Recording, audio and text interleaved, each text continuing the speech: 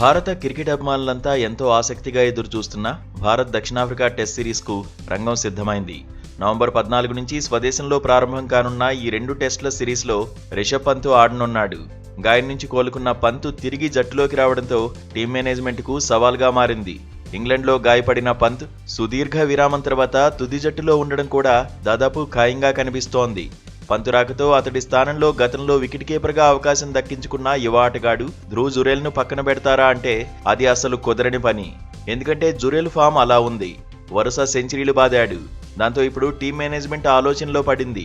ఈ పరిస్థితుల్లో ఫామ్లో ఉన్న ఆటగాడిని పక్కన పెట్టకుండా జట్టు సమతూకాన్ని ఎలా కాపాడుకోవాలో మేనేజ్మెంట్ కీలక నిర్ణయం తీసుకున్నట్లు సమాచారం.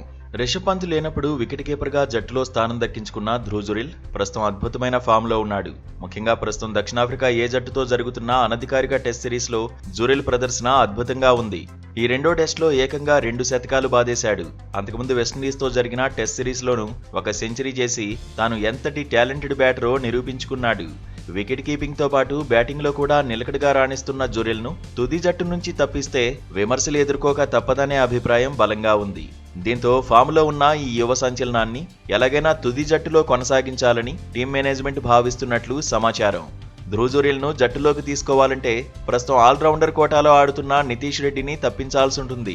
నితీష్ రెడ్డి కూడా మంచి బ్యాటింగ్ సామర్థ్యం ఉన్న ప్లేయర్ అయినప్పటికీ సొంత గడ్డపై స్పిన్నర్లు ఆధిపత్యం చెలాయించే అవకాశం ఉన్నందున అతడి ఫాస్ట్ బౌలింగ్ సేవలు పెద్దగా అవసరం ఉండకపోవచ్చునని మేనేజ్మెంట్ అంచనా వేస్తోంది.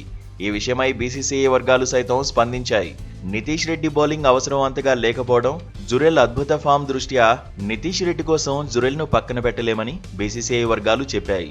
అంటే జట్టు సమతూకాన్ని బట్టి నితీష్ స్థానంలో జురేల్కు స్పెషలిస్ట్ బ్యాటర్గా అవకాశం దక్కే ఛాన్స్ ఎక్కువగా ఉంది.